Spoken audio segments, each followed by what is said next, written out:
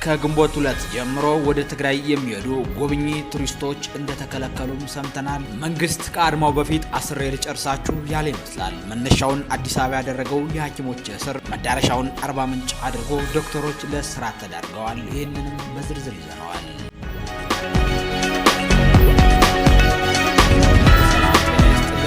ኢትዮ ማለዳ ነው። ሰብስክራይብ ማድረግ አይዘንጋ።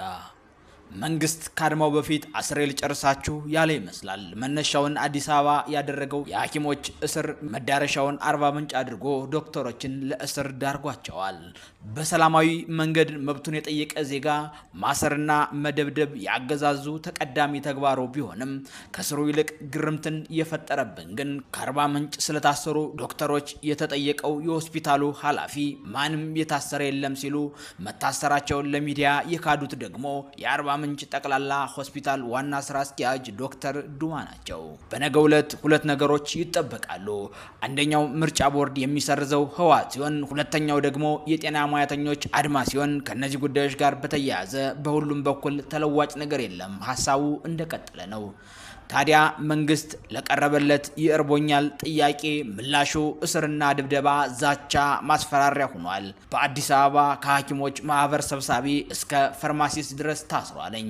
በአርባ ምንጭ ጠቅላላ ሆስፒታል ደግሞ ዶክተር ባርናባስ ሳሙኤል፣ ዶክተር መላኩ አልማውና ዶክተር ሀብታሙ ጌታቸው መታሰራቸውንም ሰምተናል።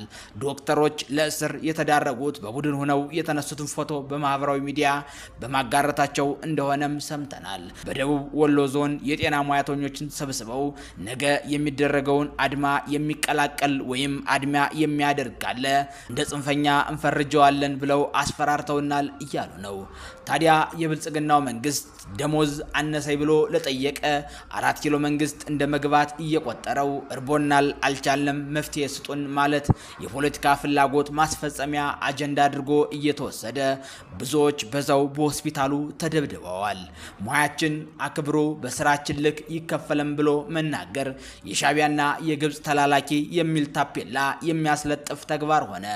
እድሜ ዘመናችን ከብር ውጭ ይዘን የማናውቅ ሐኪሞች የዱላ ማዕት አረፈብን። ከ20 ዓመታት በላይ በትምህርታቸው ላይ ትኩረት አድርገው ጥረው ለፍተው ከተማሪዎች ሁሉ የተሻለ ውጤት አመጥተው ሕክምናን የመረጡ ዛሬ ላይ ራብተኛ ሆነዋል። ገሚሶች ደግሞ ኑሮውን ራስ በራሳቸው ማስተዳደር ሲያቅታቸው ትዳራቸውን ፈትተው ካስተማራቸው ቤተሰብ ጋር እየኖሩ ነው።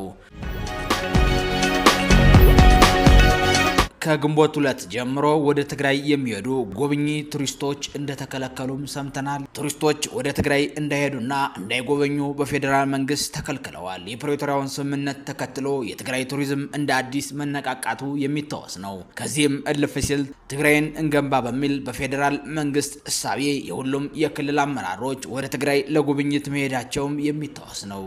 ቱሪስቶች ወደ ትግራይ መሄድም ሆነ መጎብኘት አይችሉም የሚለው በኤርፖርቱ በኩል ይነገር እንጂ ለክልሉ ቱሪዝም ቢሮ በደብዳቤም ይሁን በስልክ ግን የተነገረው ነገር የለም።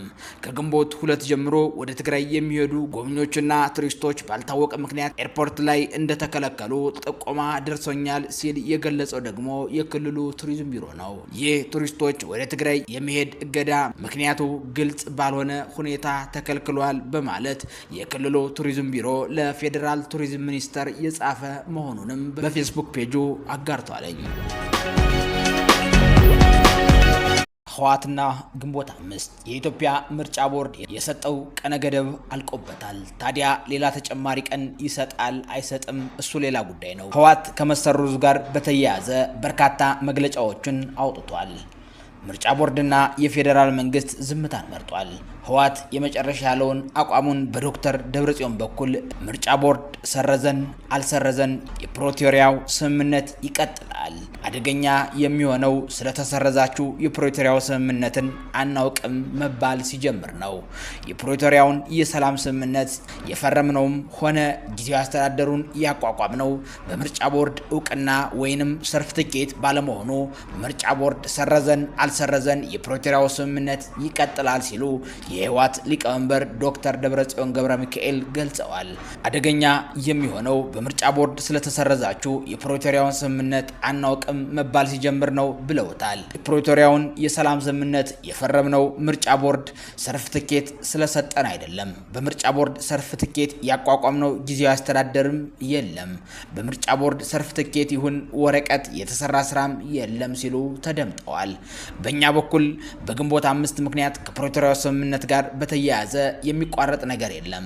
እንደስከዛሬው ሁሉም ነገር ይቀጥላል። የፕሪቶሪያው ስምምነትም ሆነ ጊዜያዊ አስተዳደሩም በተመሳሳይ። ዶክተር ደብረጽዮን ገብረ ሚካኤል የክልሉን ተፈናቃዮች በተመለከተ በሰጡት ማብራሪያ ለአምስተኛ ክረምት በመጠለያ አንቆይም፣ ከእናንተ ብዙ ስለማንጠብቅ ራሳችን እንገባለን የሚል የተፈናቃዮች ውሳኔ እየገፋ መጥቷል ሲሉ ገልጸው እኛም ይህንን የተፈናቃዩን ውሳኔ እናስፈጽማለን፣ ከነሱ ጎንም እንቆማለን ብለውታል። ታዲያ በተፈናቃይ ሰበብ ከተከዜ ዘብ ጋር ወደ ግጭት ይገባል አይገባም የሚለው ደግሞ ሌላ ጥያቄ ነው።